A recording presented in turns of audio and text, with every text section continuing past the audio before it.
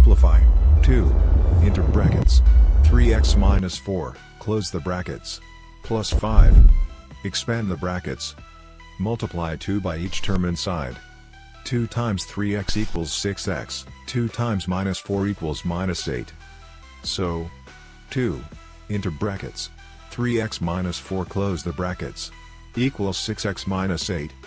Add the 5. 6x minus 8 plus 5 equals 6x minus 3. So, the answer is 6x minus 3.